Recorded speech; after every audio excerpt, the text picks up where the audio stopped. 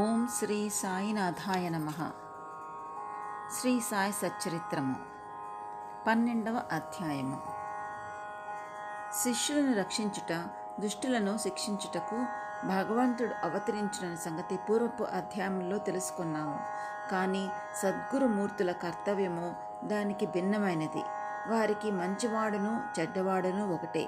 వారు దుర్మార్గులను కనికరించి వారిని సన్మార్గమును ప్రవర్తించినట్లు చేసెదరు. భవసాగరమును హరించుటకు వారు అగస్త్యుల వంటి వారు.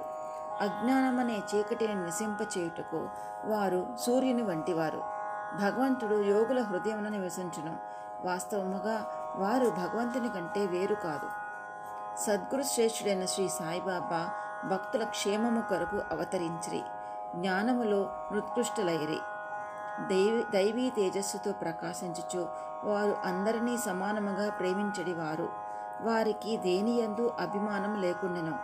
శత్రువులు, మిత్రులు, రాజులు, ఫకీరులు అందరూ వారికి సమానమే. వారి పరాక్రమము వినుడు. భక్తుల కొరకు తమ పుణ్యమును అంత్యో వ్యయపరిచి ఎప్పుడూ వారికి సహాయం చేయుటకు సిద్ధముగా నుండువారు. వారికి ఇచ్చలేనిచో భక్తులు వారి వద్దకు రాలేకుండరి. వారి వంతు రానిదే వారు బాబాను స్మరించువారు కారు. వారి లీలలు ఎరుగుట కూడా తటస్థించదు. మరి అట్టి వారికి బాబాను దర్శించుకొనవలనని బుద్ధి ఎట్లు పుట్టును? కొందరు బాబాను దర్శింపవలననుకొండ్రి, కానీ బాబా మహాసమాధి చెందు లోపల వారికి ఆ అవకాశం కలుగలేదు. బాబాను దర్శించవలను అనే కోరిక గలవారు అనేకులున్నారు, కానీ వారి కోరికలు నెరవేరలేదు. అట్టి వారు విశ్వాసముతో బాబా లీలలను వినినచో దర్శనము వల్ల కలుగు సంతుష్టిని పొందెదరు. కొందరు అదృష్టవశమున వారి దర్శనము చేసుకొనను బాబా సన్నిధిలో ఉండవలనని అనుకుని అచ్చట ఉండలేకుండిరి. ఎవరినో తమ ఇష్టానుసారము షిరిడీ పోలేకుండిరి. అచ్చట నుండుటకు ప్రయత్నించినను ఉండలేకుండిరి.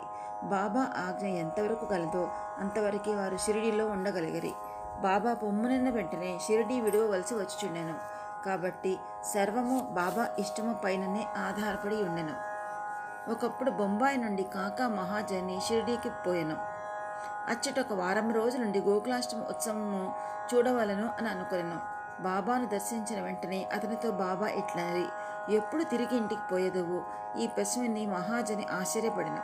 కానీ ఏదో జవాబు ఇవ్వవలను కదా. బాబా ఆజ్ఞ ఎప్పుడైనా అప్పుడే పోయేదునని కాకా జవాబు చెప్పాను. అందువలన బాబా ఇట్లనెను, రేపు పొమ్ము. బాబా ఆజ్ఞ అనులంఘనీయము కావున అట్లే చేయవలసి వచ్చెను. అందుచే నా మరుసటి దినమే కాకా మహాజన్ని షిర్డీ విడిచెను. బొంబాయిలో తన ఆఫీసుకు పోగానే వాని యజమాని వాని కొరకే కనిపెట్టుకున్నట్లు తెలిసెను. ఆఫీసు మేనేజర్ హఠాత్తుగా జబ్బుపడెను. కావున కాకా మహాజన్ని ఆఫీసులో ఉండవలసిన అవసరం ఏర్పడెను. ఈ విషయమై యజమాని షిరిడీలో ఉన్న కాకా మహాజనికి ఒక ఉత్తరం కూడా వ్రాసెను. అది కొన్ని రోజుల తర్వాత తిరుగుటప్పాలో బొంబాయి చేరినది. బాపు సాహెబ్ ధమాల్ పైదానికి భిన్నముకు కథ ఇప్పుడు వినుడు. ప్లీడర్ వృత్తిలో నుండిన బాపు సాహెబ్ ధమాల్ ఒకసారి కోర్టు పనిపై నిఫాట్ పోచుండెను. దారిలో తిరిగి షిరిడీకి పోయెను. బాబా దర్శనము చేసుకుని వెంటనే నిఫాట్ పోవ సెలవు కోరెను. కానీ బాబా ఆజ్ఞ ఇవ్వలేదు. షిరిడీలోనే ఇంకొక వారం ఉండునట్లు చేసెను. ఆ తర్వాత బాబా వద్ద సెలవు పొంది నిఫాట్ చేరగా అక్కడి మ్యాజిస్ట్రేట్కు కడుపు నొప్పి వచ్చి కేసు వాయిదా పడినని తెలిపెను. తరువాత ఆ కేసు విచారణ కొన్ని నెలల వరకు సాగెను. 4 మ్యాజిస్ట్రేట్లు దానిని విచారించిరి. తుట్టతొక్కు ధుమాల్ దానిని గెలిచెను. అతని కక్షిదారు విడుదలయ్యెను. నిమోన్కర్ భార్య. నిమోన్ గ్రామ వతందారును గౌరవ మ్యాజిస్ట్రేటు అగు నానాసాహెబ్ నిమోన్కర్ తన భార్యతో షిరిడీలో కొంతకాలము ఉండెను. ఆ దంపతులు తమ సమయం అంతయు మసీదులోనే గడుపుచు బాబా సేవ చేయుచుండిరి. బేలాపూరులోనున్న వారి కుమారుడు జబ్బుపడినట్లు కబురు వచ్చెను. బేలాపూర్ పోయి తన కుమారుణ్ణి అక్కడున్న తన బంధువులను చూచి అక్కడ కొన్ని దినములు ఉండవలనని తల్లి అనుకొనెను. కానీ బేలాపూర్ పోయి ఆ మరుసటి దినముకే షిరిడి తిరిగి రావాలనని భర్త చెప్పాను. ఆమె సందిగ్ధంలో పడెను. ఏమీ చేయుటకు తోచలేదు. ఆమె దైవమైన శ్రీ సాయినాథుడే ఆమెను అప్పుడు ఆదుకొనెను. బేలాపూర్ పోవుటకు ముందు ఆమె బాబా దర్శనములకే వెళ్ళెను. అప్పుడు బాబా సాఠేవాడ ముందర నానాసాహెబ్ మొదలగు వారితో ఉండెను.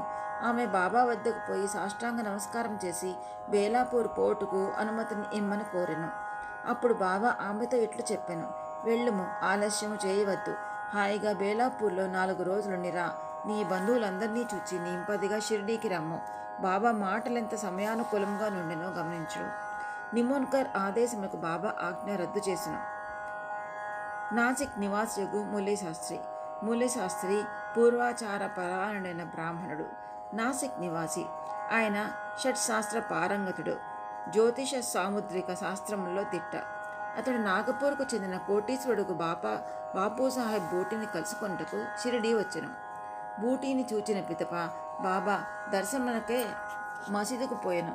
బాబా తన డబ్బుతో మామిడి పండ్లను, కొన్ని పలహారపు వస్తువులను కొని మసీదులో ఉన్న వారందరికీ పంచిపెట్టుచుండెను.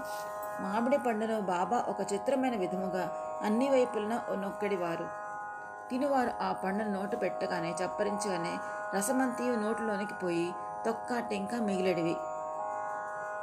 అరటి పండ్లు నొల్చి గుజ్జును భక్తులకు పంచిపెట్టి తొక్కలు బాబా తన వద్ద ఉంచుకొనడివారు. ములే శాస్త్రి సాముద్రికము తెలిసిన వాడొకటిచే పరీక్షించుటకై బాబాను చేయి చాచుడని అడిగెను.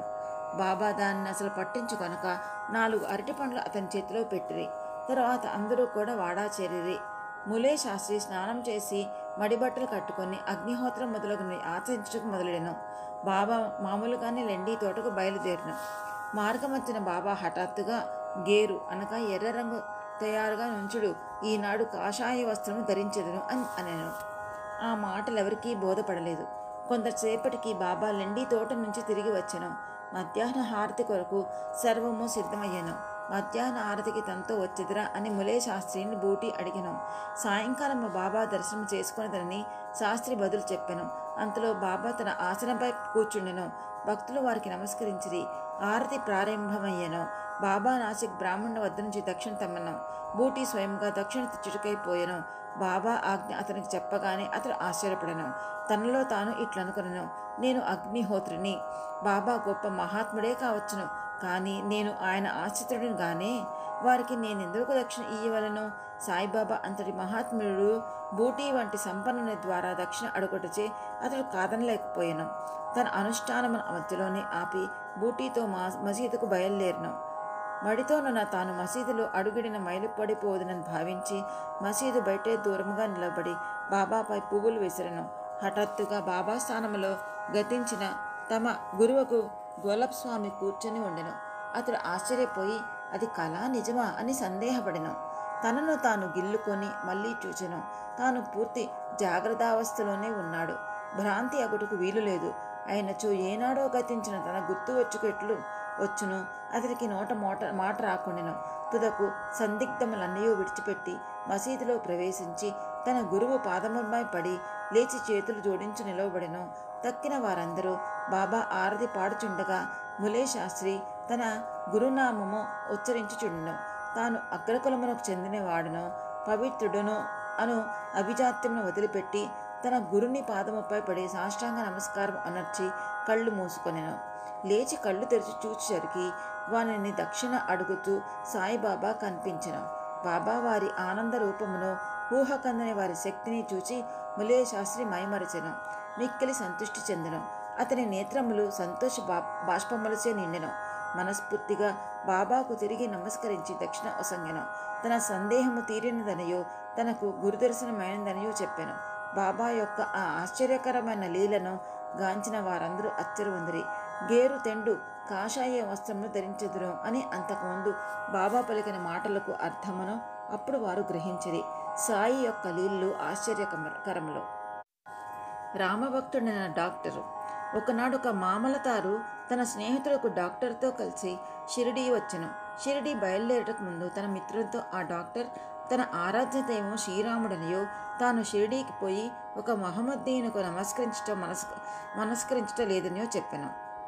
అక్కడ షిరిడీలో బాబాకు నమస్కరించమని ఎవరూ బలవంత పెట్టరనియో కలిసి సరదాగా గడుపుటకు తనతో రావాలనని మామూలుతారు కోరను. దానికి ఆ డాక్టర్ సమ్మతించను. షిరిడీ చేరి బాబాను చూచుటకు వారు మసీదుకు పోయిరి. అందరికంటే ముందు డాక్టర్ బాబాకు నమస్కరించుట చూచి అందరూ ఆశ్చర్యపడిరి. తన మనోనిశ్చయమును మార్చుకుని ఒక మహమ్మదీయునికి ఎట్లు నమస్కరించితివి అని అందరూ అడిగిరి. తన ఇష్టదైవం ఒక శ్రీరాముడు ఆ గద్దెపైన తనకు కనిపించుటచే వారి పాదముపై పడి సాష్టాంగ నమస్కారము అనర్చితిని డాక్టర్ బదిలిచ్చెను. అతడు అట్లని తిరిగి చూడగా అక్కడే సాయిబాబానే కనిపించెను. ఏమీ తోచక అతడు ఇది స్వప్నమా ఏమి, వారు మహమ్మదీయుడొకటే ఎట్లు, వారు గొప్ప యోగ సంపన్నులైన అవతార పురుషులు అని చెప్పాను. ఆ మరుసటి దినమే డాక్టర్ ఏదో దీక్ష వహించి ఉపవాసం ఉండెను. బాబా తనను అనుగ్రహించే వరకు మసీదుకు పోవునని నిశ్చయముతో మసీదుకి వెళ్ళటం మానెను. ఇట్లు 3 రోజులు గడిచెను. 4వ దినమున తన ప్రియ స్నేహితుడు ఒకడు కాందేశ్ నుండి రాగా వానితో కలిసి మసీదులో బాబా దర్శనమునకే తప్పక మసీదుకు పోవలసి వచ్చెను. బాబాకు నమస్కరించగానే బాబా అతనితో, ఎవరైనా వచ్చి నిన్నిక్కడకు రమ్మని పిలిచితిరా ఏమి, ఇట్లు వచ్చితివి అని ప్రశ్నించెను. ఆ ప్రశ్న డాక్టర్ మనస్సును కదిలించెను. ఆనాటి రాత్రియే నిద్రలో అతనికి గొప్ప ఆధ్యాత్మికానుభూతి కలిగి అనిర్వచనీయమైన ఆనందాన్ని అనుభవించెను. ఆ తరువాత అతడు తన ఊరికి పోయినను ఆ ఆనందానుభూతిని 15 దినముల వరకు అటులనే ఉండెను. ఆ ప్రకారముగా అతనికి సాయిబాబా యందు భక్తి అనేక రెట్లు వృద్ధి పొందెను.